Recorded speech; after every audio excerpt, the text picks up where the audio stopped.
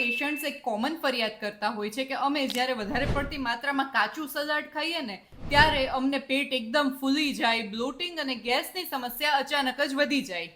તો શું આ નોર્મલ છે કે કોઈ બીમારીનું લક્ષણ છે? ચલો ડિટેલમાં સમજાવું. તો સૌથી પહેલી વાત તો કાચા સલાડ્સમાં ફાઈબરનું જે બહારનું લેયર હોય જેને સેલ્યુલોઝ કહેવાય છે એ ખૂબ હાર્ડ હોય છે. હવે એવા લોકો કે જેમનું પાચન ઓલરેડી નબળું છે, જેમને રેગ્યુલર ખોરાક પચવામાં પણ સમય લાગે છે અથવા જેમના ગટમાં ઓલરેડી ઇન્ફ્લામેશન છે, એ વધારે પડતી માત્રામાં સલાડ ખાઈ લે તો એમના પેટને લિટરલી મિક્સર જેવું કામ કરવું પડે, અને એવું મિક્સર કે જેનું ઢાંકણું ખુલ્લું હોય. એટલે એના કારણે તમને ગેસ અને બ્લોટિંગની સમસ્યા ખૂબ વધી જાય. બીજી વાત, ફાઈબર્સ ફાયદાકારક તો છે જ, પરંતુ કાચા સલાડ જેમ કે કાકડી, બ્રોકોલી, કોબી, ટમેટા, ગાજર વગેરેમાં જે ફાઈબર્સ હોય ને એની માત્રા ખૂબ વધારે હોય છે.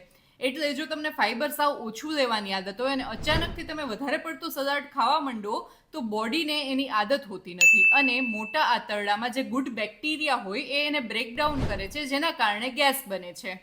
ત્રીજું, જો તમને ઓલરેડી કબજિયાતની સમસ્યા હોય ને તો એનો મિનિંગ એ છે કે તમારા આંતરડાઓમાં ફૂડ લાંબા સમય સુધી પડ્યું રહે છે.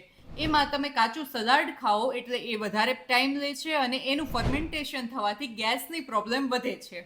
એટલે સલાડ ખૂબ જ પૌષ્ટિક છે, ખાવું જરૂરી પણ છે.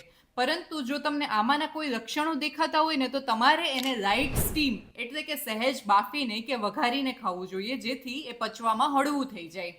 અને લાઇટ સ્ટીમિંગ એટલે કે સહેજ બાફવાથી કે સોટે કરવાથી, સાતળવાથી એના પોષક તત્વો પણ એમનેમ જળવાઈ રહે છે, કોઈ નુકસાન પામતા નથી. તો હેલ્ધી ફૂડ્સ પણ બધા માટે એક સરખું કામ કરે ને એવું જરૂરી નથી. તમારે તમારા શરીરનો ટાઈપ ઓળખવાનો છે અને એને અકોર્ડિંગલી ફૂડ લેવાનું છે. તો જો તમને પણ સલાડ ખાધા પછી આવો એક્સપિરિયન્સ થયો હોય ને તો કમેન્ટ્સમાં યસ લખો અને અમારા પેજને ફોલો કરી દો.